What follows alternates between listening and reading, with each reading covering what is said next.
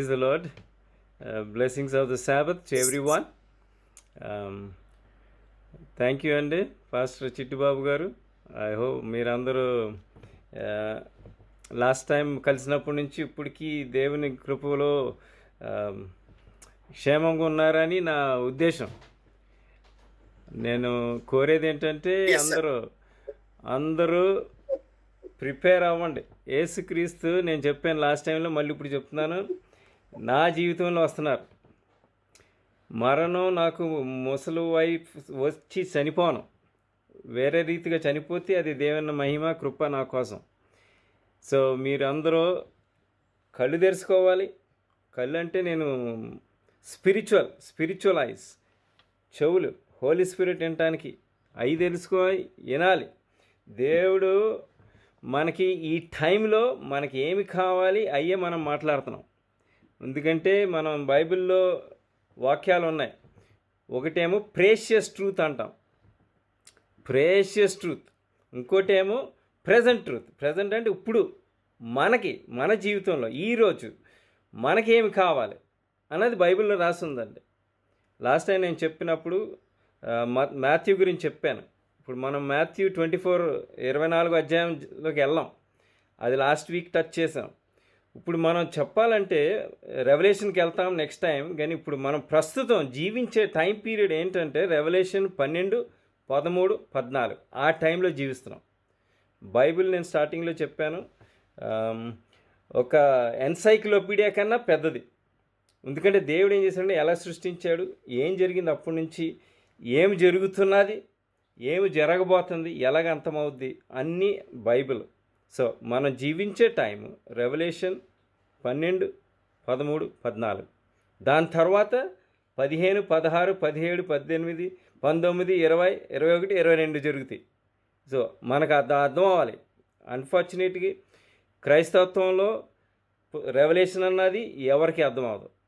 ఎందుకంటే దాని గురించి నేను చెప్తాను ఈరోజు. ఎందుకు అర్థం అవ్వదు వేరే క్రైస్తవులకి అన్నది మనం ఈరోజు కొంచెం టచ్ చేస్తాం దేవుని కృప వలన. దానికి ముందు కొంచెం ప్రార్థన చేసుకుందాం. Merciful, kind and loving Heavenly Father, we want to thank you and praise you for the breath of life. Thank you for counting among the living and giving us grace and mercy. I pray, O Lord, you will close all my thoughts, forgive me, cleanse me, purge me with hyssop, sins of commission and sins of omission, and make me worthy to speak your words. I pray, O Lord, you would close all my thoughts, you would speak words in me, because I forgot to speak this language. I pray, O Lord, your Holy Spirit will take control and give your words so that your people can understand and may be transformed and be more into the image that you want us to be, so that we can be your witnesses. Be with us now. May your Holy Spirit lead and guide as we discuss Lucifer and his fall, that he will and his host of angels will not disturb any of us under the hearing of your words. In Jesus' name I pray. Amen. So, Bible scripture readings చదివారు కదండి, Isaiah. So అది basis మనకి. మనం అర్థం చేసుకోవాల్సింది ఏంటంటే ఈ వాక్యాలు సృష్టి జరగకముందు జరిగిన విశేషాల గురించి మనం చదువుతున్నాం. ఇనిషియల్గా ఇప్పుడు మనం చదివబోయేది ఏంటంటే కొంతసేపటి వరకు మానవుల సృష్టి, లోకం సృష్టి అవ్వకముందు జరిగిన విశేషాల గురించి మనం మాట్లాడబోతున్నాం కొంతసేపు. సో మీరు స్క్రిప్చర్ రీడింగ్ ఆ ప్యాసేజ్ యెషయా 14, 12 నుంచి 17 వరకు అదంతా లోకము సృష్టించక ముందు జరిగిన విషయం. సో దాని గురించి ఎలాగ జరిగింది, ఏమైంది అన్నది ఎజీకియల్. ఎవరన్నా ఒకళ్ళు కొంచెం నాకు హెల్ప్ చేయాలంటే తెలుగులో బైబిల్ చదవటానికి. ఎజీకియల్ 28వ అధ్యాయం, ఎజీకియల్ 28, 28వ అధ్యాయం అక్కడ మొదలేసుకొని ఫర్ ఎగ్జాంపుల్ మనం 14 నుంచి చదువుదామండి. 13 స్టార్ట్ చేద్దాం. డిస్క్రిప్షన్, ఈ డిస్క్రిప్షన్ ఒక్క నిమిషం 1 minute అండి. ఆ డిస్క్రిప్షన్ ఎజీకియల్ 28వ అధ్యాయంలో డిస్క్రిప్షన్ లూసిఫర్ గురించి డిస్క్రిప్షన్. లూసిఫర్ అన్న పేరు ఈ లోకం మీదకి రాకముందు, పరలోకం నుంచి తోయవేయబడక ముందు లూసిఫర్ అన్న పేరు. ఆ పేరు గల దేవదూత, ప్రధాన దేవదూత గురించి మనం చదవబోతున్నాం. ఎలాగున్నాడు, ఎలా సృష్టించబడ్డాడు, ఏంటి ఆయన సిచ్యువేషన్ అంతా కలిపి. సో చదవండి సార్. ఎజీకియల్ 28:14 నుంచి దేవుని తోట 13. సారీ, దేవుని తోట 11 అంక 13. దేవుని తోటయగు ఏదేనులో నీ ఉంటివి, మాణిక్యము, గోమేదకము, సూర్యకాంతమణి, రక్తవర్ణపు రాయి, సులిమాని రాయి, మరకతము, నీలము, పద్మరాగము, మాణిక్యము, అమూల్య రత్నములతో, బంగారముతోను నీవు అలంకరింపబడి ఉన్నావు. నీవు నియమింపబడిన దినమున ఒక్క నిమిషం Geethika, thank you so much for reading. ఒక్క నిమిషం. చూసారండి దేనితో లూసిఫర్ తయారుపడినాడు? చదివారు కదండి, విన్నారు కదండి, విన్న వాళ్ళు చదివి బైబిల్ ఫాలో అయిన వాళ్ళు చూశారు కదా. లూసిఫర్ ఎలాగ దేవుడు లూసిఫర్ని క్రియేట్ చేశాడు, సృష్టించాడు. అంత బ్యూటిఫుల్ ఇంకెవ్వరూ లేరు యూనివర్స్లో, క్రియేటెడ్ బీయింగ్స్లో. దానికన్నా గొప్పగా క్రియేట్ చేసిన ఎవరు లేరు లోకంలో. చూడండి డిస్క్రిప్షన్, ఎంత గంభీరమైన ఆహారంతో ఉన్నాడు ఈయన. చూడండి. ఓకే, 14 చదవండి. మనం ఇంట్రడ్యూస్ చేస్తున్నాం టాపిక్ని. నీవు దినమున పిల్లన గ్రోవులు వాయించు వారును నీకు సిద్ధమైరి. అభిషేకం నొందిన కెరూబువై ఈ యొక్క ఆశ్రయముగా నీ ఉంటివి. అందుకే నేను నిన్ను నియమించితిని. దేవునికి ప్రతిష్ఠింపబడిన పర్వతం మీద నీ ఉంటివి. కాలుచున్న రాళ్ల మధ్యను నీవు సంచరించుచుంటివి. 15వ వచనం. ఆగండి గీతిక, యూ ప్లీజ్ రీడ్, బట్ ఆగండి కాసేపు. చూసారు కదా ఇక్కడ ఏం రాస్తుంది, అక్కడ ఏమి రాసింది విన్నారు కదా, ఏమి రాస్తున్నదో. మండుచున్న రాళ్ళ మీద నడిచినారు. ఇప్పుడు పరలోకం ఎవరైనా వెళ్ళాలని అనుకుంటే, మానవుల గురించి చెప్తున్నాను, మనుషుల గురించి చెప్తున్నాను, ఎవరైనా పరలోకం వెళ్ళాలని అనుకుంటే జీవించేవాళ్ళు ఈ రోజుల్లో మనం ఏం గుర్తుపెట్టుకోవాలంటే, పరలోకం వెళ్ళినప్పుడు ఈ మండుచున్న రాళ్ళ మీద నడవాలండి. సో ఎవరు పడితే అక్కడ వెళ్ళటానికి కుదరదు, ఎవరు పడితే వాళ్ళు అక్కడికి వెళ్ళటానికి కుదరదు. దేవుని వాక్యం చాలా క్లియర్గా చెప్తుందండి. అక్కడికి పరలోకం వెళ్ళటానికి యేసుక్రీస్తు పేరు మీద నమ్ముకొని బాప్టిజం పొందుకుంటే సరిపోదు. ఇది క్రైస్తవులో కన్ఫ్యూషన్, ఇది సాతాను చేసే మోసం. పరలోకం వెళ్ళరండి, అలాగా కండిషన్లు ఉన్నాయండి. ఆ కండిషన్లు బైబిల్లో క్లియర్గా రాస్తున్నాయి, అర్థం చేసుకోవాలి. సో మండుచున్న రాళ్ళ మీద నడుస్తున్నాడు లూసిఫరే కాదు, పరలోకంలో ఎవరెవరు ఉన్నారో అందరూ. సో ఆ కండిషన్లోకి మనం ఉండాలి. నేనేమి వేరే రకమైన బోధ చేయట్లేదండి, బైబిల్ వాక్యాలు చెప్తున్నాను. మీకు అది కావాలంటే మీకు చెప్తాను, చూపిస్తాను కూడా. మనం అక్కడ వెళ్ళినప్పుడు మండుచున్న రాళ్ళ మీద ఉండాలని చెప్పి. బట్ ఈ ప్యాసేజ్ అవజేద్దామండి. Let's continue. 15 నుంచి అండి, చదవండి. 15. నీవు నియమింపబడిన దినము మొదలుకొని పాపం నీ యందు కనబడు వరకు ప్రవర్తన విషయంలో నీవు యథార్థముగా ఉంటివి. Okay, 1 minute. సో ప్రవర్తన విషయంలో నువ్వు యథార్థంగా ఉంటివి పాపం వచ్చేంత వరకు. ఇప్పుడు చాలా క్వశ్చన్స్ రావచ్చండి, ఆ క్వశ్చన్లకి మనం ఇప్పుడు టైం లేదు. కానీ ఇక్కడ చూస్తే పాపం రాకముందు యథార్థంగా ఉన్నాడు, పాపం వచ్చినప్పుడు తేడా వచ్చింది. ఓకే, 16 చదవండి. అయితే నీకు కలిగిన విస్తారమైన వర్తకము చేత లోపల నీవు అన్యాయం పెంచుకొని పాపం చేయుచు వచ్చితివి గనుక దేవుని పర్వతం మీద నీవుండకుండా నేను నిన్ను అపవిత్ర పరిచితిని. ఆశ్రయముగా ఉన్న కెరూబు కాలుచున్న రాళ్ల మధ్యను నీవికను సంచరింపవు. నిన్ను నాశనం చేసి తిని. Thank you. చూసారండి, అది చూశారు కదా. నేను కూడా బైబిల్ తెప్పి చూస్తున్నాను, ఏమి చదువుతున్నారు కరెక్ట్గా. ఇంగ్లీష్ తెలుగు మ్యాచ్ అవుతుందా లేదని. Okay, praise the Lord. So మళ్ళీ రెండోసారి ఇన్ఫర్మేషన్ వచ్చింది కాబట్టి నేను మీకు ఈ వాక్యం చెప్పాలి. రెవల్యూషన్ 15 రెండో వచనం చదవాలి. రెవల్యూషన్ 15 రెండో వచనం. ఎందుకంటే ఎవరైతే పరలోకం వెళ్తున్నారో, ఈ ఆఖరి తరంలో ఎవరైతే పరలోకం వెళ్తున్నారో వాళ్ళందరూ ఈ రాళ్ళు, మండుచున్న రాళ్ళ మీద నడవాలండి. రెవల్యూషన్ 15 రెండో వచనం. మరియు అగ్నితో కలిసి ఉన్న స్ఫటికపు సముద్రము వంటిది ఒకటి నేను చూచితిని. ఒక్కలే చదవండి సార్ ప్లీజ్. ఓకే, పద్మ గారు చదవండి. పద్మ గారు చదవండి, స్టార్టింగ్ నుంచి చదవండి. మరియు అగ్నితో కలిసి ఉన్న స్ఫటికపు సముద్రము వంటిది ఒకటి నేను చూచితిని. ఆ క్రూర మృగమునకును దాని ప్రతిమకును దాని పేరు గల సంఖ్యకును లోబడక వాటిని జయించిన వారు దేవుని వీణగల వారై ఆ స్ఫటికపు సముద్రమునొద్ద నిలిచియుండుట చూచితిని. చూసారండి, ఇంగ్లీష్లో చెప్తాను. ఇంగ్లీష్లో మార్క్ ఆఫ్ ద బీస్ట్ లేనివారు, మార్క్ ఆఫ్ ద బీస్ట్ లేనివారు, ఆ నామముకు ఆ ముద్రకు నమస్కారం చేయని వంటి వారు ఉంటారు పరలోకంలో. మనం ఈ ఆఖరి జనరేషన్ గురించి మాట్లాడుతున్నామండి. అదేంటో తర్వాత తెలుసుకుందాం, మీకు అర్థం అవ్వకపోతే.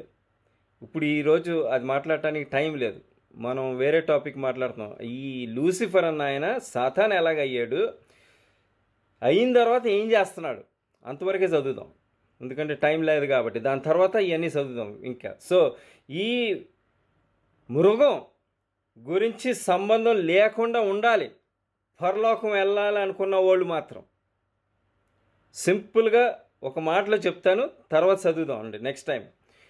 ఒక్క మాటలో, ఆదివారం ఆచరించేవారు క్రైస్తవులుగా ఆ మృగం యొక్క ముద్ర అదేంటో మనం తర్వాత చదువుకుందాం. ఇప్పుడు సాతాను గురించి వెళ్దామండి. సో ఇప్పుడు ఈ లూసిఫర్ అన్న ఆయన పరలోకంలో ఉన్నాడు. ఎక్కడండి ఉండేది? దేవుడు ఉన్నాడు, ఆయన సింహాసనం మీద కూర్చొని, పక్కన 2 దూతలు ఉన్నారు. ఆ ఒక్క దూత పేరు లూసిఫర్. ఇప్పుడు కాదండి, ఇప్పుడు లేడు పరలోకంలో, ఈ లోకం మీద ఉన్నాడు, మళ్ళీ అందరిని హింసిస్తున్నాడు. సో ఇక్కడున్న దూత యేసుక్రీస్తు సింహాసం కింద ఆర్క్ ఆఫ్ ద కవనెంట్. మరి దానికి తెలుగులో ఎవరైనా హెల్ప్ చేయండి సార్, పాస్టర్ చిట్టుబాబు గారు. ఆర్క్ ఆఫ్ ద కవనెంట్ ఏమన్నారండి? దేవుని మందసం. ఓకే, ఆ దేవుని మందసంలో అండి, దేవుని మందసంలో 3 ఉన్నాయండి. అది దేవుని మందసం ఆ సింహాసనం యొక్క ఫౌండేషన్, పునాది. అందులో ఏమున్నాయండి? 3 ఉన్నాయి. ఒకటేమో 10 ఆజ్ఞలు, రెండేమో మన్నా పాత్ర, మూడోదేమో ఏరోను చిగిరిన కర్ర. 3 ఈ 3 మనకు ఉండాలండి. మనకు లేకపోతే తీర్పులో తేడా వస్తుంది సీరియస్గా. సో ఈ లూసిఫర్ పని ఏంటంటే తెలుసా? ఆ పని పరలోకంలో ఉండగా ఈ కాపాడాలండి. కాపాడే పని అంటే అక్కడ ఎవరో దొంగలు ఉన్నారని కాదు, దేవుడు అలాగా శాపించాడు దాన్ని. ఆ 2 దూతలు ఉండాలి, ఆ సింహాసనం పక్కన ఎప్పుడూ ఉండాలి. ఈ సీన్ గుర్తుంచుకోండి. యేసుక్రీస్తు సింహాసనం, 2 దూతలు. ఈ సీన్ గుర్తుంచుకోండి. ఈ సీన్ మళ్ళీ నేను మాట్లాడతాను దేవుడి కృప వలన, ఈరోజు కానీ రేపు నెక్స్ట్ టైం కానీ. ఈ సీను ఈ లోకం మీద ఉన్నది, దాని గురించి మాట్లాడతాను తర్వాత. సో ఇప్పుడు చూస్తే ఈ దేవదూత గురించి మనం చదివాం, ఎజికియల్ 28లో చదివాం. ఆయన్ని ఎలాగ చేసాడు దేవుడని. ఇప్పుడు దాన్ని మళ్ళీ మీరు ఐజాయాలో చూస్తే, ఐజాయా 14లో మనం చదివాము. ఏమని చదివాము? ఆయనకి ఏమని అనిపించింది? నేను ఇంత ప్రధాన దూత, కోట్లాది లెక్కలేని దూతలకి నేను అధికారి, నేను దేవుడిలాగా ఎందుకు ఉండకూడదు? అది ఆ ఆలోచన వచ్చిందండి. ఈ ఆలోచన ఎంతమందికి రావట్లేదు? అంటే దేవుడిలాగాని కాదు, కానీ మనుషుల మీద నేను అధికారిగా ఉండాలని ఎంతమందికి లేదండి? ఇది అక్కడ స్టార్ట్ అయింది. ఫస్ట్ పాపం పరలోకంలో మొదలైందండి. పాపం పరలోకంలో మొదలైంది. ఎలాగ మొదలైందండి? ప్రైడ్ అంటే గర్వం వచ్చిందండి. నేను దేవుడు ఎందుకు అవ్వకూడదని. అందుకని ఐజాయా 14లో చదివాము, నేను కూర్చుంటాను ఎక్కడ? దేవుని సింహాసనం మీద. ఆయన పని ఏంటంటే సింహాసంని, ఫౌండేషన్ని కాపాడాలి. అది ఆయన పని. మీరు ఇది అర్థం చేసుకోవాలంటే శాంక్చురీ గురించి అర్థం చేసుకోవాలండి. శాంక్చురీ అంటే తెలుగులో ఏంటి సార్?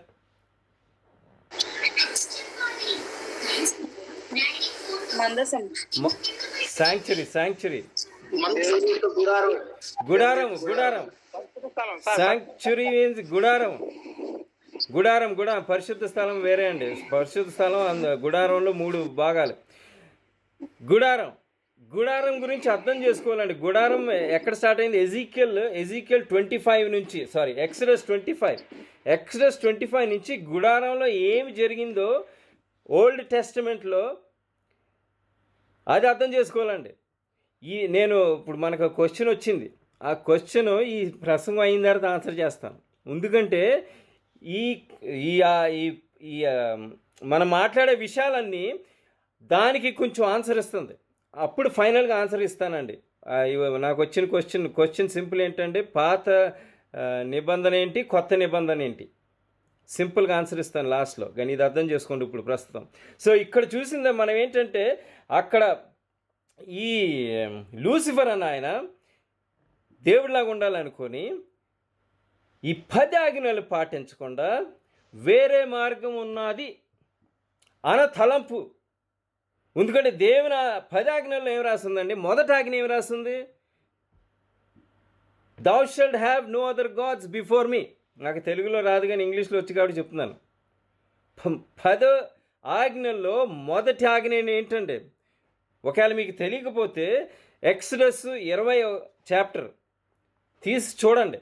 మొదటి ఆజ్ఞ, నా ముందు ఎవరు దేవుళ్ళు ఉండకూడదు. ఎవరు దేవుళ్ళు లేరు. దేవుళ్ళు మనం ఊహించి పెట్టుకున్నాం. దేవుడు ఒక్కటే, జీవించే దేవుడు ఒక్కడే. ఇంకెవరు జీవించే దేవుళ్ళు లేరు. మనం అనుకున్న దేవుళ్ళు, మానవులు చేసిన దేవుళ్ళు బైబిల్లో చాలాసార్లు రాసింది. సో ఈ లూసిఫర్ అన్న ఆయన నేను దేవుడు అవ్వాలనుకొని ఆ ఆజ్ఞలో మొదట ఆజ్ఞని తీసిపడేసాడండి. క్రైస్తవులు ఈ రోజుల్లో ఆజ్ఞలు లేవు, సెలవు వేయబడింది అనుకుంటున్నారు. సాతాను చేసే మోసం అది. ఆజ్ఞలు లేకపోతే పరలోకమే లేదు. మానవుడికి దేవుడితో కలిసి ఉండటమే లేదు అసలు. 10 ఆజ్ఞలు మోషేకి ఇచ్చిన సైనా కొండ మీద కాదండి. 10 ఆజ్ఞలు ఎల్లకాలం నుంచి ఉన్నాయి, ఎల్లకాలం ఉంటాయి. ఏదో మోషేకి ఇచ్చాడు, సిలి మీద అయిపోయింది కాదండి. సాతాను యొక్క మోసం ఇది. అర్థం చేసుకోవాలంటే బైబిల్లో క్లియర్గా ఏం రాస్తుందని ఒక వాక్యం చదువుతాను. హోలీ స్పిరిట్ నాకు ఇచ్చింది. ఐజాయా 8:20 చదవండి ఎవరన్నా. ఐజాయా 8:20. ధర్మశాస్త్రమును ప్రమాణ వాక్యమును విచారించుడి. ఈ వాక్య ప్రకారము వారు బోధించిన ఎడల వారిలో అరుణోదయము కలుగదు. ఇంగ్లీష్లో చెప్తానండి, ఎందుకంటే నాకు ఇంగ్లీష్లో వచ్చు. To the law and to the testimony if they speak not, the truth is not in them. అంటే వాళ్ళలో సత్యం లేదండి. 10 ఆజ్ఞలు యేసుక్రీస్తు టెస్టిమనీ అంటే సాక్ష్యం. ఈ లేకపోతే క్రైస్తవత్వం లేదు. అనవసరం, టైం వేస్ట్ అండి. పరలోకం వెళ్ళాం. మోసం. సీరియస్గా బైబిల్ అర్థం చేసుకోవాలండి. సో ఇక్కడ లూసిఫర్ సాతాను ఎందుకు అయ్యాడంటే దేవుడు అవ్వాలనుకున్నాడండి. నంబర్ 1. సో అది చూస్తే మీరు దాని గురించి మీరు అర్థం చేసుకోవాలి సీరియస్గా. ఎందుకంటే దేవుడు అవ్వాలనుకుంటే మొదట ఆజ్ఞ సీరియస్గా క్యాన్సిల్ చేశాడండి. ఒకటి 10 ఆజ్ఞలు క్యాన్సిల్ చేశాడండి. మనకు టైం లేదు అన్నీ ఒక దాంట్లోకి వెళ్ళటానికి. ఆ ఫస్ట్ దాంతో సరిపోద్ది, జస్ట్ 10 ఆజ్ఞలు ఎంత ఇంపార్టెంట్ అని చెప్పడానికి. దాని తర్వాత ఇంకా చూస్తే ఏమైందంటే ఫస్ట్ పాపం అక్కడ జరిగింది. ఫస్ట్ సృష్టించబడిన దేవత నేనే దేవుడు అవ్వాలని, నేనే దేవుడిలా కూర్చోవాలని ఐజాయాలో 14లో చదివాము. సో ఏమైందంటే ఇప్పుడు ఆయనకి ఫాలోవర్స్ కావాలి. సో ఏం చేస్తాడంటే దూతల దగ్గరికి వెళ్ళి క్యాంపెయిన్. ఇప్పుడు పొలిటీషియన్స్ వెళ్ళి క్యాంపెయిన్ చేస్తారు చూసారా, లోకం అంతా క్యాంపెయిన్ చేస్తారు. మొత్తం ఊరు వెళ్ళి ఫాలోవర్స్ని వేసుకొని క్యాంపెయిన్ చేస్తారు. నాకు ఓటే, నేను ఇది చేస్తాను అది చేస్తాను అని. అదే చేశాడండి పరలోకంలో. సో మొదటి క్యాంపెయిన్, మొదటి పొలిటికల్ క్యాంపెయిన్ పరలోకంలో జరిగిందండి, లోకం మీద కాదు. సో ఈ క్యాంపెయిన్లన్నీ జరిగాయని సాతాను సృష్టించిన క్యాంపెయిన్లు. దేవుడు క్యాంపెయిన్ చేయడండి. దేవుడు చెయ్యండి చేయొద్దు అంటాడు అంతే. తర్వాత మీ ఇష్టం, మీరు ఏమైనా చేసుకోండి. ఇది చెయ్యండి ఇది చెయ్యొద్దు, ఫినిష్డ్. క్యాంపెయిన్లు కాదు. నువ్వు నాతో రా నో. నన్ను ప్రేమిస్తే నాతో రా, నన్ను ప్రేమించకపోతే అనవసరం. సీరియస్ వాక్యాలు ఉన్నాయండి బైబిల్లో మనం చదువుకొని అర్థం చేసుకోవటానికి. సో నా ఈ ఫస్ట్ క్యాంపెయిన్ జరిగింది. సో 3వ అంతు ఆయన్ని నమ్మారండి. 2 అంతులు ఇంకా మిగిలినాయండి మన కోసం. దేవుడు 2 అంతులు దూతలతో ఉన్నారు ఇంకా మన కోసం. సో మొదటి యుద్ధం, మొదటి యుద్ధం ఎక్కడ జరిగిందండి? పరలోకంలో, భూమి మీద కాదు, పరలోకంలో జరిగింది మొదటి యుద్ధం. యేసుక్రీస్తు ఆయన 2 అంతుల దూతలు, సాతాను. ఇప్పుడు సాతాను అండి, పాపం వచ్చింది కాబట్టి సాతాను పేరు వచ్చింది. అందుకని మీరు చూస్తే రెవల్యూషన్ 12వ అధ్యాయంలో సాతాను దయ్యం అని రాస్తుంది. మరి తెలుగులో ఎలా రాస్తుందో నేను చదవలేదు ఎప్పుడు, కానీ నాకు తెలియదు. కానీ ఇంగ్లీష్లో Satan and the devil and father of lies అని చాలా చోట్ల రాస్తుందండి. అబద్ధాలు చెప్పే వాడని రాస్తుందండి. ఆయన అబద్ధాలే చెప్పేది, సత్యం చెప్పడు. సత్యాన్ని చుట్టించి అబద్ధాలు కింద చెప్పి చేస్తాడు. అదే చేస్తున్నాడు. క్రైస్తవులు చాలామంది అనవసరంగా దీంట్లో పడిపోతున్నారండి, మోసంలో పడిపోతున్నారు. అందుకని మనం మాథ్యూ 24 టచ్ చేసాం లాస్ట్ టైం. ఆ మాథ్యూ 24లో యేసుక్రీస్తు 3 సార్లు చెప్పాడండి, మోసపోకండి అని 3 సార్లు చెప్పాడండి. బైబిల్లో దేవుడు మనకి ఎందుకు ఇచ్చాడంటే నేనేమి చేయాలి పరలోకం వెళ్ళటానికి అన్న క్వశ్చన్ అడిగితే మనకు ఆన్సర్ వస్తుందండి. ఏదో ప్రసంగాలు ఏదో చేశారు, ప్రసంగాలు విన్నారు, వాళ్ళని నమ్మేసుకొని మనం వెళ్ళిపోయాం. లేదండి, వాక్యం నమ్మాలండి. నేను చెప్పే మాటలు కూడా నమ్మకండి. మీరు వెళ్ళి వాక్యం చదువుకోండి. నేను మీకు చాప్టర్లు ఇస్తాను, వెళ్ళి చదువుకోండి. సత్యం అయితే సత్యం పాటించండి, సత్యం కాకపోతే ఇడిచిపెట్టండి. సో ఇప్పుడు చూడండి నెక్స్ట్ ఏమైందండి. ఈ సాతాను ఆ 3వ అంతు దూతల్ని పరలోకం నుంచి భూమి మీద తోయబడ్డాడండి. ఇప్పుడు ఏం రాసిందండి ఇక్కడ మీరు చూసినట్టుగా ఎజీకియల్ 28లో మనం ఏం చదివామండి? ఎక్కడంటే 16-17లో చదివామండి. 17 చదవండి ఒకసారి. నీ సౌందర్యం చూచుకొని నీవు గర్వించిన వాడవై, నీ తేజస్సు చూసుకొని నీ జ్ఞానమును చెరుపుకొంటివి. కావున నేను నిన్ను నేలను పడవేసెదను, రాజులు చూచుచుండగా నిన్ను హేళనకు అప్పగించెదను. ఓకే, ఆ లాస్ట్ వాక్యంలో మనం ఏం చదివామంటే రాజులు చూచుచుండగా. సో ఈ రాజులు ఎవరండి? ఈ రాజులు ఎవరో మనకి తెలుసా అండి? బైబిల్లో క్లియర్గా రాస్తుందండి. ఈ రాజులు అంటే ఎవరో ఎవరికైనా తెలుసా అండి? ఎక్కడ రాస్తుందో? అప్పుడప్పుడు క్వశ్చన్లు అడగటం నాకు అలవాటు. ఎవరికైనా తెలుసా అండి ఎక్కడ రాస్తుందో ఈ రాజులు ఎవరన్నది? అంటే తీర్పు తీర్చాలండి, రాజుల ముందు పెడతానని చెప్పాడు దేవుడు. అంటే ఏంటి? ఆ రాజులు నీకు తీర్పు తీరుస్తారని. ఎవరికన్నా చెప్పండి సార్, ఎనీబడి? లేదండి? Is it Peter? We are the ones, sir, as per Bible. Bible text కావాలండి నాకు. Answer should be with Bible text అండి. బైబిల్ టెక్స్ట్ లేకపోతే ఆన్సర్ కాదండి. Bible text. Anybody?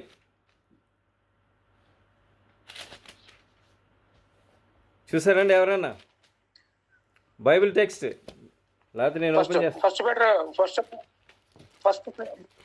First Peter chapter 2 verse 9. First Peter chapter 2 verse 9. Context కొంచెం వేరే అండి. Anybody else? Okay, అందరూ ఆలోచిస్తున్నారు కాబట్టి మంచిది. హోంవర్క్ చెప్పండి సార్. గ్రంథములు తెరవబడిను అని.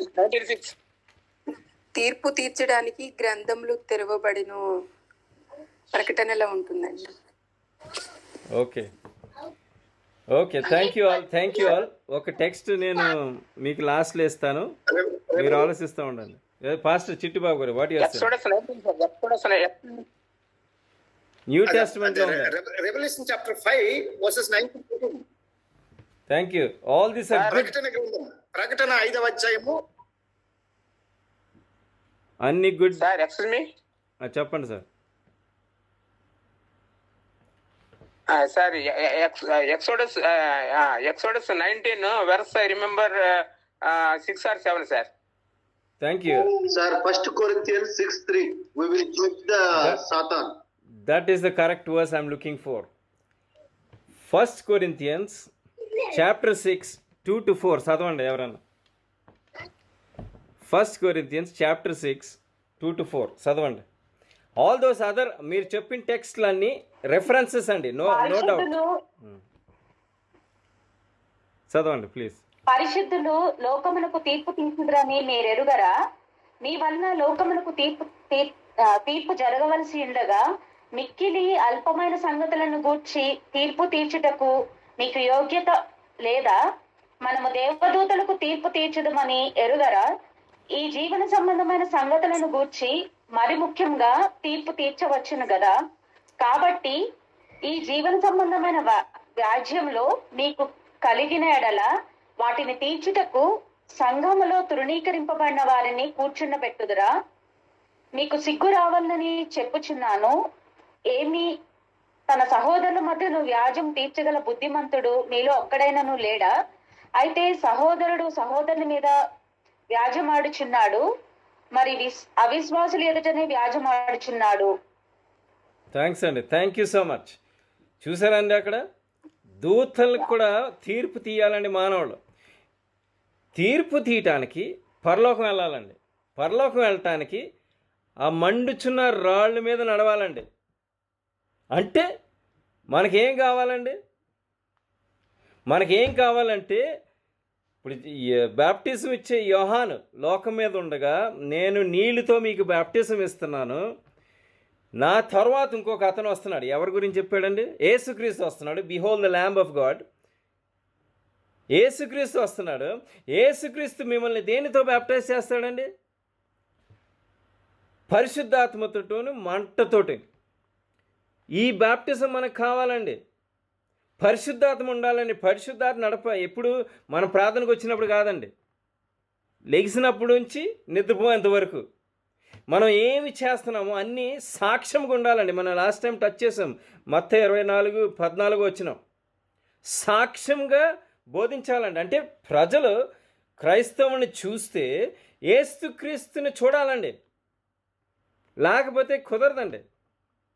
మన ఇష్టం వచ్చినట్టుగా చేసుకొని అందరికిలాగా బయట ఉన్న వాళ్ళు అందరికిలాగా ఏది పడితే అది చేసుకొని, ఏది పడితే అది తిని, ఏది పడితే అది తాగి, ఏది పడితే అది అనుకున్నట్టుగా చేసుకొని నేను నా మాటలు చెప్పట్లేదండి.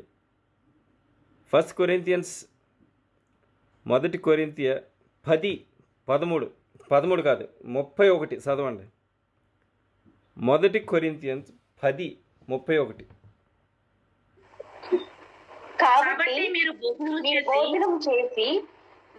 భోజనం చేసినను పానము చేసినను మీరేమి చేసినను సమస్తమును దేవుని మహిమ కొరకు చేయుడి. నేనేమో తప్పు చెప్పానండి? మీరేమి చేసినా, భోజనం చేసినా, తాగిన అంటే మనం ఏమి తింటున్నాము, ఏమి తాగుతున్నాము, ఇవన్నీ దేవునికి మహిమ రావాలి. భోజనం చేస్తున్నాను. Okay, already చదివారండి. సో ఏమి చేసినా సరే, భోజనం చేసినా సరే, తాగినా సరే, బట్టలు వేసుకున్నా సరే, ఎక్కడికి వెళ్ళినా సరే దేవునికి మహిమ రావాలండి. మన ఇష్టం వచ్చింది చేసుకొని మన పరలోకం వెళ్తున్నాం అనుకోవచ్చు. అలా కుదరదండి. సాతాను చేసే మోసం ఇది. ఇది సాతాను చేసే మోసం. లోకంలో అందరికీ, క్రైస్తవులు కూడా పడిపోతున్నారండి ఈ మోసంలో. ఇప్పుడు గుడారం, దేవుని గుడారం గురించి మాట్లాడాం. దేవుని గుడారం గురించి మాట్లాడాం. గుడారం మనం అర్థం చేసుకోవాలండి. గుడారం ఉంది. గుడారంలో 3 భాగాలు ఉన్నాయండి. ఇది పరలోకంలో గుడారం ఉందండి. కాదే అక్కడ ఎట్లా కొంచెం మ్యూట్ చేయండి మీ ఫోన్ మైక్స్.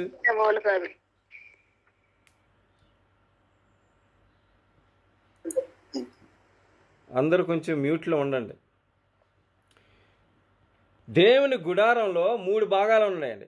పరలోకంలో గుడారం ఉందండి. ఆ గుడారం ప్రకారమే మోషేకి గుడారం కట్టించమని చెప్పాడండి. మీకు గుడారం గురించి అర్థం అవ్వాలంటే హీబ్రూస్ 8, 9, 10 ఈ 3 అధ్యాయాలు చదవండి. మొత్తం పరలోకం గుడారం, భూమి మీద జరిగిన గుడారం ఏంటి సంబంధం అన్నీ కలిసి అందులో రాసున్నాయండి. అది అర్థం చేసుకోవాలి. అది అర్థం చేసుకుంటే కానీ మనకి ఈ లోకంలో జరిగే విషయాలు అర్థం అవ్వవు. సాతాను ఏం చేస్తున్నాడు, దేవుడు ఏం చేస్తున్నాడు మన గురించి, ఇవన్నీ అర్థం అవ్వటానికి మన గుడారం అర్థం అవ్వాలండి. మీకు నాకు తెలుసు కానీ మీరు చెక్ చేసుకోండి. మీ తెలుగు బైబిల్లో ఈ వాక్యం కొంచెం తేడాగా ఉంది, అయినా చదవండి. సామ్స్ 77, సామెతలు అనుకుంటా, సామెతలు 77, 13. కీర్తనలు అంకుల్. కీర్తనలు. ఓకే, సామ్స్ కీర్తనలు. దేవా, నీ మార్గము పరిశుద్ధమైనది. దేవుడు వంటి మహాదేవుడు ఎక్కడున్నాడు? ఓకే, కొంచెం ఒక ఫ్రేజ్ తప్పిందండి ఇంగ్లీష్లో. Thy way, O Lord, is in the sanctuary. How great a God is our God. So దేవుని యొక్క మార్గం గుడారంలో ఉన్నదండి. అది మీ బైబిల్లో మరి తెలుగు ట్రాన్స్లేషన్లో మిస్ అయిందండి. సో దేవుని మార్గం గుడారంలో ఉందండి. అది అర్థం చేసుకోవాలి. మనం ఏమన్నా సరే, మనం తిన్నా తాగినా ఏమి చేసినా మన మార్గం గుడారం నుంచి ఉందండి. ఆ గుడారం నుంచే వచ్చాడు సాతాను. లూసిఫర్గా ఉన్నప్పుడు పరలోకంలో 2 భాగాలు ఉన్నాయండి. గుడారంలో 3 భాగాలు ఉన్నాయి. మీరు చదవండి, ఎక్సడస్ నుంచి 25 నుంచి ఆఖరి వరకు చదవండి, హీబ్రూస్ 8, 9, 10లో చదవండి. ఎక్కడ చదివినా గుడారంలో 3 భాగాలు కనపడతాయి. ఒకటేమో పరలోకం గుడారం గురించి మాట్లాడదాం. ఫస్ట్ పరలోకం గుడారంలో దానికి బయట ఆవరణం భూమి అండి. దాని తర్వాత యేసుక్రీస్తు చనిపోయి మరణించి పునరుద్ధానమై పరలోకం వెళ్ళినప్పుడు AD 31వ సంవత్సరంలో వెళ్ళాడండి. అప్పుడు ఎక్కడికి వెళ్ళాడండి? హోలీ ప్లేస్, పరిశుద్ధ స్థలంకి వెళ్ళాడు. సో పరిశుద్ధ స్థలం నుంచి అతి పరిశుద్ధ స్థలంలోకి ఎప్పుడు వెళ్ళాడండి? 22 అక్టోబర్ 1844 సంవత్సరంలో వెళ్ళాడండి. ఇవన్నీ ప్రాఫెసీ అండి, బైబిల్లో రాస్తుంది. మనం టైం ఉన్నప్పుడు అవన్నిటి టచ్ చేస్తాం దేవుడి కృప వలన. సో ఇప్పుడు ఎక్కడున్నాడండి? అతి పరిశుద్ధ స్థలంలో ఉన్నాడండి. ఎక్కడ కూర్చున్నాడు? అతి పరిశుద్ధ స్థలంలో ఏమున్నదండి? సింహాసం ఉన్నది దేవుడు. సింహాసం కింద ఏమున్నదండి? ఫౌండేషన్గా 10 ఆజ్ఞలు, మన్నా పాత్ర, ఏరను చిగురించిన కర్ర. సో ఇప్పుడు ఆ టైం పీరియడ్లో ఉన్నామండి. మనం దేవుని యేసుక్రీస్తుని ఫాలోవర్స్ అన్నప్పుడు, యేసుక్రీస్తు శిష్యులు అన్నప్పుడు, యేసుక్రీస్తు ఎక్కడి నుంచి ఎక్కడికి వెళ్తున్నాడో ఫాలో అవ్వాలండి. భూమి మీద ఉన్నాడు, భూమి మీద ఇది చేశాడు అని అంటే సరిపోదు. యేసుక్రీస్తు ఎక్కడికి వెళ్తున్నాడు? తిరిగి రాబోతున్నాడు. సో ఆ ఫాలో అయితే కానీ, ఆ విధంగా జీవించితే కానీ మనం రెడీగా ఉండమని ఆయన వచ్చినప్పుడు. క్రైస్తవులు అర్థం చేసుకోవాలండి ఇది. క్రైస్తవులు కాదు, మానవులు అందరూ అర్థం చేసుకోవాలండి ఇది. ఎందుకంటే క్రైస్తవుల కోసం రావట్లేదు, యేసుక్రీస్తు మానవుల కోసం వస్తున్నాడు. అందుకని సువార్త ప్రతి మానవుడికి వెళ్ళాలండి. మనం చదివాం లాస్ట్ వీక్. సో సాతాను ఆ గుడారం నుంచి వచ్చాడండి. అతి పరిశుద్ధ స్థలంలో ఉన్న దేవదూత, సింహాసనం పక్కన ఉన్న దేవదూత ఈ లోకం మీద ఉన్నాడు. ఆ గుడారంలో ఏం జరుగుతుంది, ఏమి జరగబోతుంది, ఏమవుతుంది అన్నీ తెలుసండి. తెలుసు కాబట్టి మనందరినీ మోసం చేస్తున్నాడు. ఎందుకు మోసం చేస్తున్నాడు? ఎవరు పరలోకం వెళ్ళకపోతే ఏమవుద్దండి? జడ్జిమెంట్ ఉండదండి, ఆయన మీద తీర్పు తీసేవాళ్ళు ఉండరండి. అందుకనే మోసం చేస్తున్నాడండి. అందుకని అందరినీ విగేలు వేరే వేరే భాషలుగా వేరే వేరే ఇదేంటి రిలీజియన్స్ మాట వచ్చేసింది. మతాలు వేరే వేరే రకాలు. ఒక మతంలో మళ్ళీ ఎన్ని విధేయాలు, సో మెనీ డివిజన్స్. అసలు చూసారండి మోసం. క్రైస్తవులో నేను చెప్పాను 44,000 మంది రికగ్నైజ్డ్ డినామినేషన్స్ ఉన్నాయండి, వర్గాలు. మోసం. యేసుక్రీస్తు ఒక్కడు, దేవుడు సృష్టించింది మానవుని ఒక్కడిని, ఇంతమందిని కాదు. సాతాను చేసే పని మనం అర్థం చేసుకోవాలండి. ఇది నా గుడి, నా సంఘం కాదండి. ఇది దేవుని యొక్క ఆ యేసుక్రీస్తు పేరు నమ్ముకున్న వాళ్ళు ఒకళ్ళే. 10 ఆజ్ఞలు పాటించాలి.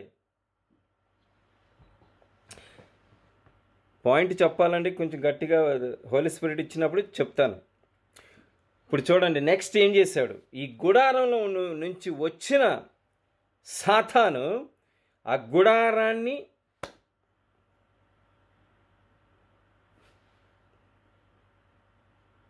అప్పుడప్పుడు కొంచెం పాజ్ చేస్తానండి, మీరు ఆలోచించుకోవాలి. గుడారాన్ని కంప్లీట్గా తొక్కివేయటానికి ప్లాన్ వేసాడండి. ఆయన ప్లాన్ వేసాడు, చేసాడు కూడా. నేను చెప్తాను మీకు, హిస్టరీలో చూపిస్తాను ఇది. కానీ చూపించక ముందు ఒక వాక్యం చదువు. రెవల్యూషన్ 13 2వ వచనం. పద్మ గారు చదవండి. నేను చూచిన ఆ మృగము చిరుత పులిని పోలి ఉండెను. దాని పాదములు ఎలుగు వంటి పాదములు వంటివి, దాని నోరు సింహపు నోరు వంటిది. దానికి ఆ ఘట సర్పము తన బలమును, తన సింహాసనమును, గొప్ప అధికారమును ఇచ్చెను. థ్యాంక్స్ అండి. ఇప్పుడు చూసారా, ఇక మృగం వస్తుందండి సముద్రం నుంచి. దీని గురించి కొంచెం డీటెయిల్గా తర్వాత చదువుదామండి, కానీ ఇది టచ్ చేయాలి. ఇప్పుడు మీకు ఇంపార్టెంట్ పాయింట్ చూపించడానికి. ఈ మృగము ఎవరో ఏంటి అన్నది మనం కొంచెం తర్వాత టచ్ చేద్దాం. ఈ మృగంకి సాతాను తన బలము, అధికారము, పీఠము 3. సాతాను ఈ మృగానికి అధికారము, బలము, పీఠము అంటే థ్రోన్, సింహాసం కింద లెక్క. ఎందుకంటే దేవుడిలాగా ఉండాలని ఆయన ఉద్దేశం, సింహాసంలాగా లెక్క. సో ఈ మృగానికి సాతాను పవర్ ఇచ్చాడండి. ఈ మృగం ఏం చేసిందో తెలుసండి? సాతాను హోలీ స్పిరిట్ చెప్తుంది ఐడెంటిఫై చేయాలని ఈ మృగాన్ని. సింపుల్గా చెప్తానండి, దాని తర్వాత మీరు వేరే స్టడీలో కొంచెం డీటెయిల్గా అర్థం చేసుకుందాం ఎలాగే మృగం అని. ఈ మృగం రెవల్యూషన్ 13:1 వచ్చిన నుంచి సముద్రం నుంచి వస్తుందండి. సముద్రం అంటే ప్రజలు, బైబిల్లో క్లియర్గా రాస్తుందండి. వేరే టైంలో చదువుదాం. ఇది ప్రజల నుంచి వచ్చే మృగం. రెవల్యూషన్ 13:1 నుంచి 10 వచనాల వరకు పోప్ రోమ్లో ఉన్న పోప్ గురించి రాస్తుందండి. అంటే అక్కడున్న ప్రస్తుతం పోప్ ఫ్రాన్సిస్ గారు ఉన్నారు, ఆయన పేరు గురించి కాదండి, ఆ అధికారంలో ఉన్న వాళ్ళ గురించి చెప్తుందండి. ఆ అధికారంలో ఎవరున్నా సరే ఈ పని చేయాల్సిందే, దాంట్లో తేడా లేదండి. ఒకవేళ ఆ పని చేయకపోతే తీసివేయబడతారండి. తీసివేయటం అంటే ఊరికనే అలాగా తీసేయరండి, చంపవేయబడతారు. సాతానుతో సంబంధం పెట్టుకున్న వాళ్ళ విశేషాలు ఇలా ఉంటాయండి. సాతాను ఎవరినన్నా పెడితే నా పని చేయాలని ఆయన చేయకుండా ఉంటే చంపేస్తాడండి. ఎందుకంటే ఆయన ప్రాణం ఆయనకి ఇచ్చాడు, దేవుడి దగ్గర నుంచి తీసుకొని సాతానికి ఇచ్చారండి. ఇది సొంతగా వాళ్ళు అనుకొని చేసిన విశేషాలు ఇవి. సో అలా చాలామంది ఉన్నారండి, సాతాన్ని పూజించే వాళ్ళు ఉన్నారు. సాతాను గుళ్ళు ఉన్నాయి, మరి ఇండియాలో ఉన్నాయో లేదు నాకు తెలియదు, కానీ పాశ్చాత్య దేశాలు అమెరికాలో చాలా గుళ్ళు ఉన్నాయండి. వెళ్ళి సాతాన్ని పూజ చేస్తారు, ఇలా చేస్తారండి. చూడండి, ఒకవేళ మీరు నాకు చూడకపోతే ఇలా చేస్తారండి. ఇలా చేసినప్పుడు ఏంటంటే సాతానికి వాళ్ళు ఇస్తున్నారు, నేను నీకు సంబంధించినోడని ఇలా చూపిస్తారండి. చాలామంది టీవీ మీద చూస్తారు ఇలా చూపించటం. ప్రసంగం చేసేవాళ్ళు కూడా చూపిస్తారండి అది. అంటే ఇప్పుడు నేను చూపించానని కాదు, నేను చూపించాలి కాబట్టి చూపిస్తున్నాను మీకు సైన్. గనాళ్ళు చెప్పకుండా చూపిస్తారు, ఎందుకంటే అది చూపించాలి. చూపించకపోతే ఫినిష్డ్ అండి, వాళ్ళు అయిపోతారు. ఇది మనం మీరు ఎఫిషియన్లో రాశారు, ఎఫిషియన్ 6వ అధ్యాయంలో చదివారు కదా, ఎవరైనా చదివారా ఎఫిషియన్స్ 6లో? ఈ మనం జరిగే పోరాటం మానవులతో కాదండి, principalities and powers of darkness, సాతాను వాళ్ళ దూతలతో పోరాడుతున్నామండి. మనకు అందుకనే మనం దేవుడితో లేకపోతే, దేవుడు యేసుక్రీస్తు మనలో లేకపోతే, పరిశుద్ధాత్మ మనతో లేకపోతే మనం పోరాడంలో కుదరదండి, గెలవం. అందుకనే దేవుని కృప మహిమలో ఉండాలి, ఆయన ఆజ్ఞలు ఆచరిస్తూ ఉండాలి, ఆయన ప్రేమతో ఉండాలి. ఆ ప్రతి ప్రేమ, దేవుని ప్రేమ మనకు వచ్చినప్పుడు అందరికీ ప్రేమ చూపించాలండి, ఎవరికి తేడా ఉండకూడదు.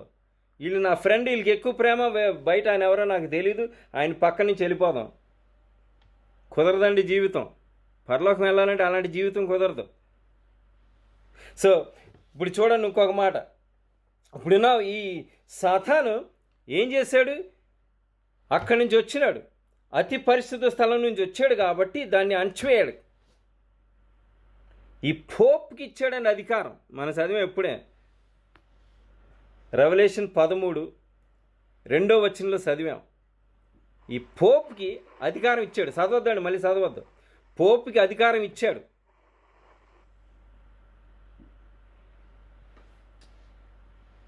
ఐదు 538వ సంవత్సరం నుంచి, ఏడి క్రీస్తు పరలోకం వెళ్ళిన తర్వాత నుంచి 538వ సంవత్సరం నుంచి 1260 సంవత్సరం వరకు,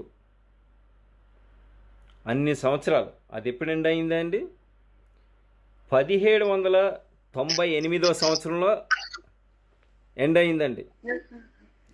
1260 సంవత్సరాలు. దీని గురించి బైబిల్లో 7 సార్లు రాసున్నాయండి. 7 సార్లు రాసున్నాయి ఈ టైం, ఈ కాలం గురించి. 1260 సంవత్సరాల కాలం గురించి బైబిల్లో 7 సార్లు రాస్తుందండి.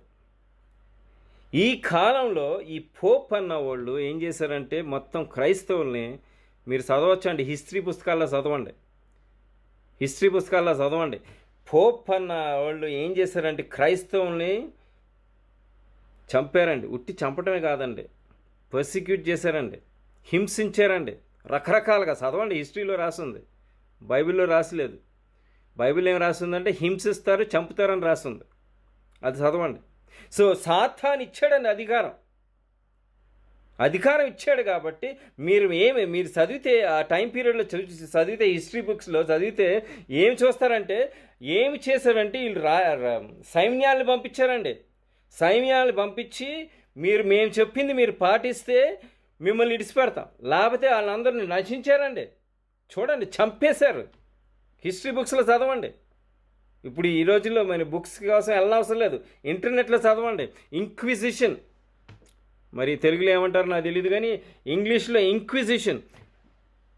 అన్న మాట మీరు వెళ్ళి చూసుకొని గూగుల్ సెర్చ్ చేసుకోండి, చూడండి ఎవరు చేశారు, ఏం చేశారు, ఏమైందని. కోట్లాది వేలాది మందిని చంపేశారండి క్రైస్తవులు.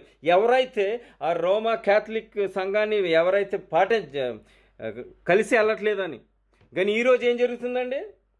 ఈరోజు ఏమి జరుగుతుంది? అందరు కూడి పోప్ వెంబట వెళ్ళారండి, మొత్తం క్రైస్తవ సంఘాలు. లేదు మేము పాటించట్లేదు, మేము పోపుతో లేమని అంటారు, కానీ ఆదివారం పాటిస్తున్నారు. పోపు ఏం చెప్పారంటే మేమే మార్చాము శనివారం నుంచి ఆదివారం. కానీ ఒక డేట్ గుర్తుపెట్టుకోండి, రీసెర్చ్ చేసుకోండి మీరు. మార్చి 7, 321 సంవత్సరం. మార్చి 7, 321 సంవత్సరంలో ఎంపరర్ కాన్స్టంటైన్ అని రోమా అధికారి ఎంపరర్ ఉన్నాడండి. ఆయనేమో క్రైస్తత్వంకి అనుకూలంగా ఉన్నాడండి, క్రైస్తవుడిగా అవ్వాలని అనుకున్నాడండి. అయ్యాడు కూడా కొంతవరకు చదవండి దాని గురించి. అప్పుడు అందుకని మీకు అర్థమవుతుంది నేను ఎందుకు కొంతవరకు అంటున్నానంటే, క్రైస్తవుడిగా మారినప్పుడు క్రైస్తవుడిగా ఆచరించుతాడండి దేవుడు చెప్పిన మాటలు. కానీ ఆయన ఆచరించలేదు, ఊరికేనే. ఆ రోజుల్లో రోమా దేశంలో చాలా దేవుళ్ళు ఉన్నారండి. చదవండి హిస్టరీ పుస్తకాల్లో, చాలా దేవుళ్ళు ఉన్నారు. అందులో ప్రధాన దేవుడు ఎవరంటే సూర్యదేవుడు ప్రధాన దేవుడు. సో ఆయన ఏం చేశాడండి, ఆ రోజుల్లో బిషప్, ఆ రోజు పోపులు లేరు ఆ సంవత్సరాల్లో, పోపుల తర్వాత వచ్చారండి. పోపు ఆ టైంలో బిషప్ అనేవారు. బిషప్ ఆ రోమ్లో బిషప్ ఆయన, ఈ కాన్స్టంటైన్ ఎంపరర్ ఇద్దరు కలిసి లా పాస్ చేశారండి. దేవుణ్ణి ఆచరించే విశ్రాంతి దినంగా ఆచరించే రోజు ఏం చేద్దామని అన్నారండి, శనివారం నుంచి ఆదివారం మార్చారండి. చదవండి హిస్టరీ బుక్స్లో. అండ్ క్రైస్తవులందరూ ఇంక అదే పాటిస్తున్నారండి. ఎందుకంటే ఆ రోమా పోప్లోకి లోకమంతా ఈ వార్తని మొత్తం లోకమంతా పంపించారండి.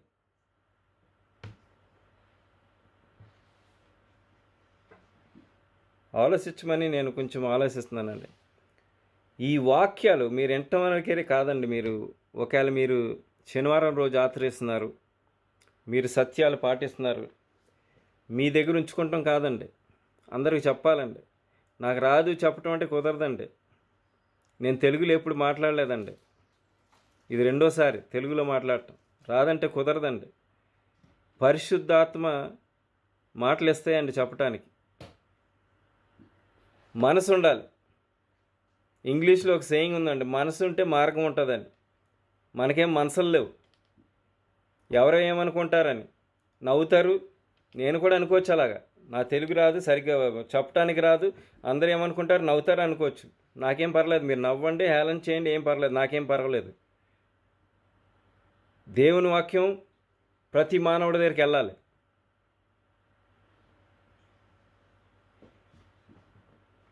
సాతాను చేసే మోసం అండి, చాలా మోసాలు ఉన్నాయి. సో ఈ రాజ్యం ఇంకొక 5 నిమిషాలు 10 నిమిషాల్లో అయిపోద్దండి. ఈ రాజ్యం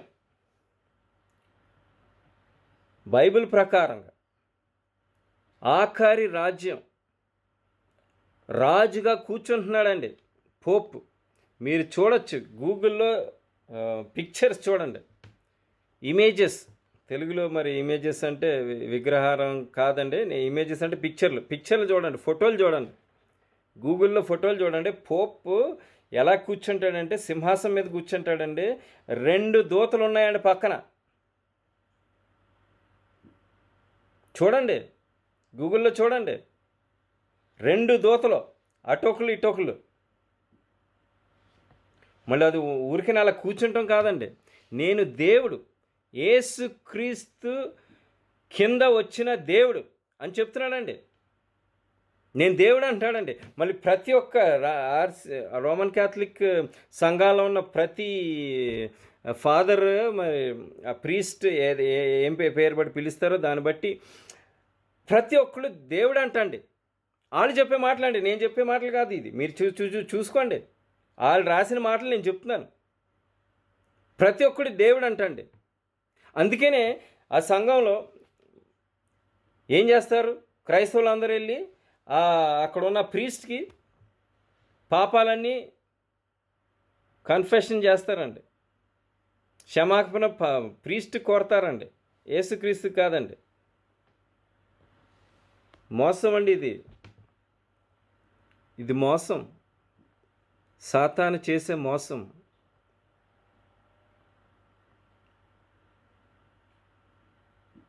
యేసుక్రీస్తు ఎలా ప్రార్థన చేయాలి, ఎవరికి ప్రార్థన చేయాలి అన్నీ నేర్పించాడండి. మత్తయి 6లో క్లియర్గా రాస్తుంది. మనం చదవండి, టైం లేదు చదవటానికి, మీ అందరికీ తెలుసు. ప్రభు ప్రార్థన అని చెప్పి అందరూ కణత చేసుకొని అందరూ చెప్తారు. కంటతోటి చాలా వాక్యాలు చెప్పేస్తాం, కానీ అవి పాటిస్తున్నావా, అవి జీవిస్తున్నావా అన్నది క్వశ్చన్ అండి క్రైస్తవులకి. ఇప్పుడు లాస్ట్గా ఎలాగ తొక్కాడు అన్న విశేషాలు చెప్తానండి. సో గుడారంలో ఆవరణలో 2 ఉన్నాయండి. ఒకటేమో బలిపీఠం, రెండోదేమో లేవర్ని ఏమంటారు సార్? ఎనీబడి? లేవర్, నీటి తొట్టె is very common term, but is there not, అంటే దానికి కరెక్ట్గా టర్మ్ లేదండి, బిబ్లికల్ టర్మ్. గంగాళం is that biblical term? Okay. So బలిపీఠం, గంగాళం 2 ఉన్నాయండి. దాని తర్వాత పరిశుద్ధ స్థలంలో 3 ఉన్నాయండి. 12 రొట్టెలు ఉన్న బల్ల. దాని తర్వాత ఇక్కడ ఒక ఆల్టర్ ఆఫ్ ఇన్సెన్స్ ఏమంటారు సార్? బిబ్లికల్ టైం చెప్పండి ప్లీజ్. ధూపవేదిక. Thank you sister. I think that is voice of sister Stella. ధూపవేదిక. అండ్ దెన్ ఇంకొక లాస్ట్లో 7 కొమ్మలున్న క్యాండిల్, దీపస్తంభం. Is that right term? 3 ఉన్నాయండి. ఓకే. సో లాస్ట్లో అతి పరిశుద్ధ స్థలంలో పెద్ద కాంప్లెక్స్ ఉన్నదండి. దేవుని సింహాసనం, దాని కింద 10 ఆజ్ఞలు ఇవన్నీ గురించి మాట్లాడాం. సో ఇవన్నీ కాంప్లెక్స్ సిచ్యువేషన్. ఇప్పుడు చూడండి సాతాను ఎలాగ ఇవన్నిటిని కంప్లీట్గా తొక్కేసాడు చూడండి. ఎవరి ద్వారా? ఎవరికైతే ఆయన సింహాసనం ఇచ్చాడో. పరలోకంలో సింహాసనం దొరకలేదండి, ఆయన కోరుకున్న సింహాసనం దొరకలేదు. అందుకనే భూమి మీద ఆయన సింహాసనం పెట్టుకున్నాడు, ఆయన మనిషిని పెట్టుకున్నాడండి. ఎందుకంటే ఆయన కూర్చోలేడు మనిషిలాగా, ఆయనకి ఆ అధికారం లేదు. ఆ అధికారం వస్తుంది లాస్ట్లో. మనిషిలాగా రారండి, యేసుక్రీస్తులాగా వస్తాడు. అది లాస్ట్ వర్డ్స్ మనం చదువుకొని ముగించుకుందాం ఈరోజు. సో ఇప్పుడు ఏం చేశాడండి, ఇక్కడ ఏం చేశాడంటే ఈ యేసుక్రీస్తు బలి సరిపోదని చెప్పాడండి. ఎవరు చెప్పారండి? పోపులు. యేసుక్రీస్తు బలి సరిపోదు, మనం పెనెన్స్ చేయాలండి. పెనెన్స్ మరి తెలుగులో ఏమంటారు నాకు తెలియదండి, ఎవరైనా చెప్పగలరా? పెనెన్స్ సార్ తపస్సు.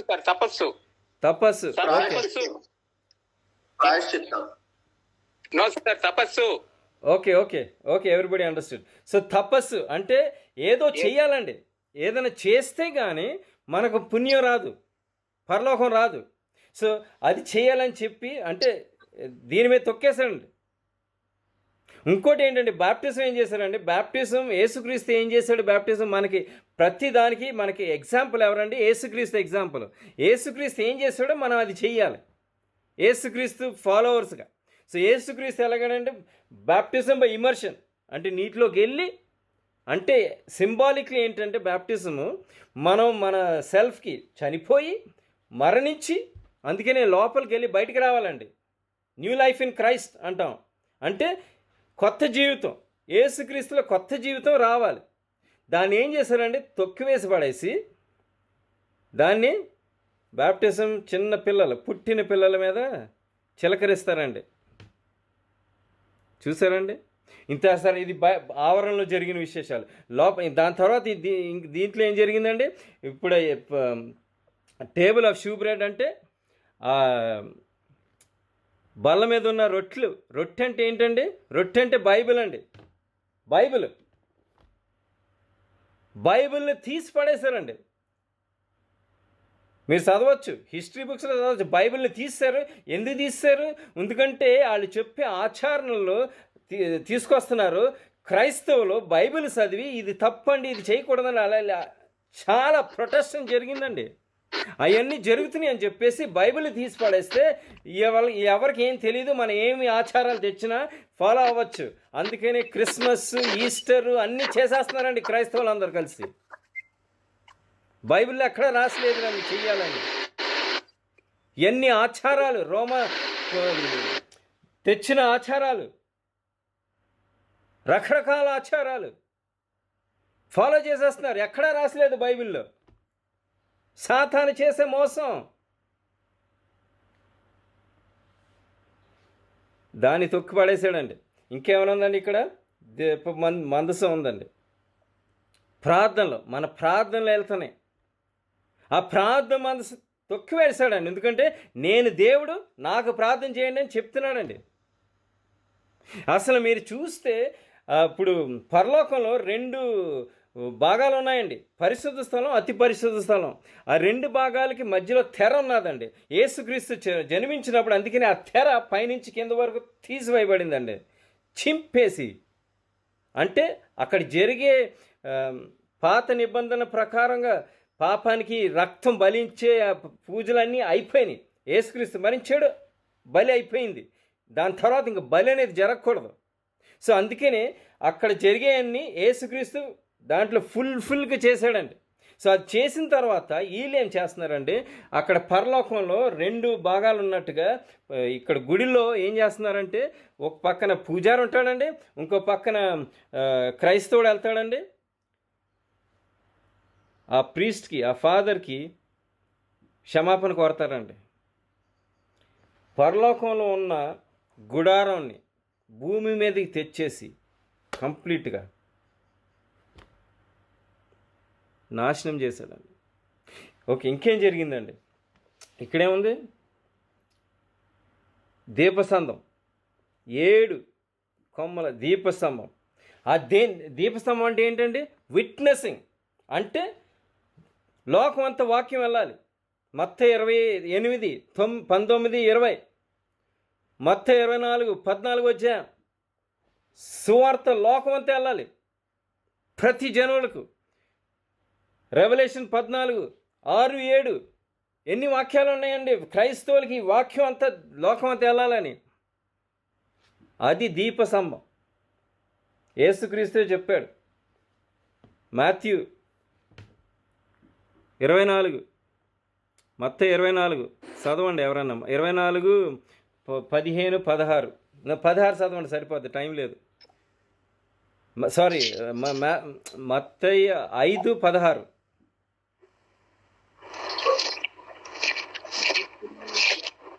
పద్మ గారు చదవండి. మనుషులు మీ సత్క్రియలు చూచి పరలోకమందున మీ తండ్రిని మహిమపరచునట్లు వారి ఎదుట మీ వెలుగు ప్రకాశింపనీయుడి. అది దేవుడు చెప్పేది. మీరు ఏమి చేసినా బయట ఉన్నవాళ్ళు, నీ చుట్టుపక్కల ఉన్నవాళ్ళు నన్ను చూడాలి. దీపస్తంభం. ఎవరైతే యేసుక్రీస్తుని నమ్ముకున్నారో దీపస్తంభంగా ఉండాలి. సో అందుకని ఈ సువార్త వెళ్ళలేదండి ఆ రోజుల్లో. 100 సంవత్సరాలు తిరంతా వెళ్ళిపోయినాయండి. సువార్త వెళ్ళలేదు ఎక్కడికి. బైబిల్ పోయినాయి. దేవుడి గురించి ఈరోజు పాశ్చాత్య దేశంలో దేవుడు నమ్ముకున్న వాళ్ళు లేరండి. అసలు చాలామంది లేరు, చాలా తక్కువ మంది. ఈ పాశ్చాత్య దేశంలో బయట నుంచి వచ్చిన వాళ్ళు వాళ్ళే ఎక్కువ మంది దేవుడు నమ్ముకునేవాళ్ళు. తక్కిన వాళ్ళందరూ ఇక్కడ ఉన్న వాళ్ళు దేవుడు నమ్ముకోరండి. ఎందుకండి? ఈ రోమా దేశం ఏమి చేసింది ఆ టైంలో. అందుకనే. ఓకే, ఒకటే మిగిలిందండి, అది మిగించుకుందాం. అతి పరిశుద్ధ స్థలం. అతి పరిశుద్ధ స్థలంలో ఏముందండి? దేవుడు ఉన్నాడు సింహాసనం మీద. 10 ఆజ్ఞలు ఉన్నాయండి. 10 ఆజ్ఞల మీద తొక్కి పడేశాడండి. ఏమి చేశారండి అప్పుడు రోమన్ క్యాథలిక్ బైబిల్స్ ఉన్నాయండి. వాళ్ళు బైబిల్లో చూస్తే 10 ఆజ్ఞలు చదివితే వాళ్ళ బైబిల్కి వేరే బైబిల్కి తేడా ఉందండి. 10 ఆజ్ఞల్లో తేడా ఉందండి. 2వ ఆజ్ఞను తీసి పడేశారండి. 2వ ఆజ్ఞను తీసి పడేశాడు. 2వ ఆజ్ఞ ఏంటండి? విగ్రహారాధన చేయరాదు. విగ్రహారాధన చేయరాదు తీసి పడేశారు. అందుకనే గుడులకి వెళితే మీరు చూస్తారండి విగ్రహాలు ఉన్నాయి. అందుకనే మేరీకి ప్రార్థన చేస్తారండి, ఏదో సెయింట్ అంటారు, సెయింట్కి ప్రార్థన చేస్తారు, అందరికి ప్రార్థన చేస్తారండి. మోసం. అదొకటే కాదండి, ఇప్పుడు 2వ ఆజ్ఞ తీసేస్తే లోకం అందరి తెలుసు ఆజ్ఞలు 10 ఆజ్ఞలు ఉన్నాయి. పాటించిన పంచకపోయినా 10 ఆజ్ఞలని అందరికీ తెలుసు. సో ఆజ్ఞ 2 తీసేస్తే మరి 9 కదా మిగిలిన. ఏం చేస్తారండి? 3వది 2, 4వది 3, 5వది 4 అలాగన్నీ పెంచేసి 10 ఆజ్ఞని 2 ముక్కలు చేసి మొత్తం 10 ఆజ్ఞలు చేశారండి వాళ్ళని సొంతగా. సో 4వ ఆజ్ఞ ఏ రోజు పాటించాలి, విశ్రాంతి దినంగా ఎవరిని పూజించాలి, ఎందుకు పూజించాలి, ఎవరు పూజించాలి అన్నీ రాసున్నాయండి 4వ ఆజ్ఞలో. దాన్ని తీసిపడేసి ఒక్క ముక్క రాశాడండి, పరిశుద్ధంగా ఆచరించండి. ఏ రోజు ఎవరికి తెలియదు, అక్కడ రాసలేదు. ఒరిజినల్ ఆజ్ఞలో రాసున్నది, వాళ్ళు రాసిన ఆజ్ఞలో రాసలేదు. అందుకనే కన్ఫ్యూషన్. ఎవరు పడితే యేసుక్రీస్తు జన్మించాడు, దాన్ని పాటిద్దాం. యేసుక్రీస్తు పునరుద్ధానం అయ్యాడు, దాన్ని ఆచరిద్దాం. మోసం మోసం మోసం.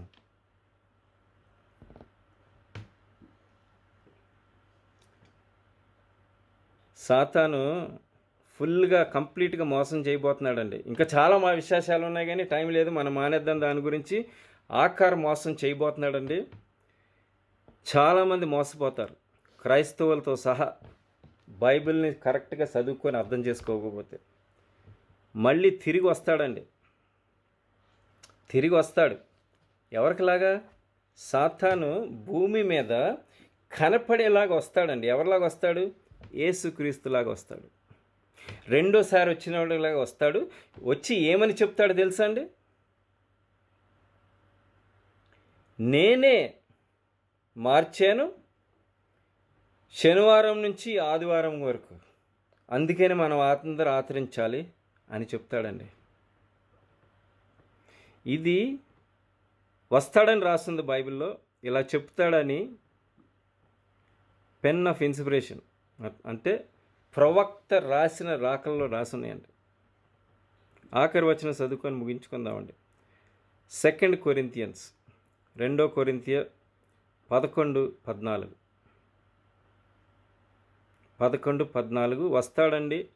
హిందువులకి కూడా రాసున్నది. ఎవరో ఒకళ్ళు వస్తారు మనల్ని ఈ అన్ని ప్రాబ్లం నుంచి తీయటానికి. ఒక్క నిమిషం వెయిట్ చేయండి. ముస్లిమ్స్ కూడా వెయిట్ చేస్తున్నారండి. ఎవరో వస్తారు మనల్ని హింసల నుంచి తీయటానికని. బుద్ధిస్టులు కూడా వెయిట్ చేస్తున్నారండి. అందరూ ఆల్మోస్ట్ ప్రతి మతం వెయిట్ చేస్తున్నారండి. ఎవరో ఒకరు వస్తారు మనల్ని అన్ని నుంచి తీర్పు తీస్తారని. ఈ సాతాను వచ్చి ఎవరైతే వెయిట్ చేస్తున్నారో వాళ్ళకి ఆ రూపంలో కనపడి ఆ రూపంలో వాళ్ళకి చెప్తాడండి. మోసం చేస్తాడు మొత్తం లోకం అందరిని. చదవండి లాస్ట్ వర్డ్స్. ఇది ఆశ్చర్యము కాదు, సాతాను తానే వెలుగుదూత వేషము ధరించుకొనిచున్నాడు. ఇది ఆశ్చర్యము కాదు, సాతాను తానే. ఓకే, ఆల్రెడీ చదివారండి, పద్మ గారు చదివారు. సాతాను ఆశ్చర్యం కాదు, సాతానే వెలుగు దూత వల్ల వస్తాడు. అంటే యేసు క్రీస్తు ఎలాగైతే వస్తాడో అలాగ రాబోతున్నాడండి. కానీ యేసుక్రీస్తులాగా కంప్లీట్గా చేయలేడు, ఎందుకంటే దేవుడు దాన్ని అలౌ చేయడండి. ఇదిగో యేసుక్రీస్తు వచ్చాడు ఇక్కడ, ఇదిగో యేసుక్రీస్తు వచ్చాడు అక్కడ, నమ్మద్దని యేసుక్రీస్తు చెప్పాడు. అది సాతాను గురించి చెప్పాడండి. టైం లేదు అవన్నీ డీటెయిల్స్లోకి వెళ్ళటానికి. మీరు చదువుకొని అర్థం చేసుకోండి. మత్తయి సువార్తలో రాసింది క్లియర్గా 24వ అధ్యాయంలో, మార్క్ 13లో, లూక్ 21లో రాస్తున్నాయి, చదువుకోండి. ఈ చాప్టర్లు ఇంపార్టెంట్ అండి. యేసుక్రీస్తు రావటానికి సూచనలు ఏంటో అన్నీ అక్కడ రాస్తున్నాయండి. సాతాను ఆఖార మోసం అది జరగబోయేది. దీంతో మనం ముగించుకుందామంటే టైం దాటిపోయింది బాగా. దేవుణ్ణి మీ అందరినీ కృప ఇచ్చి హోలీ స్పిరిట్ పరిశుద్ధాత్మ మిమ్మల్ని అందరితో ఉండి నడిపించి మిమ్మల్ని అందరిని కాపాడును గాక. God bless you.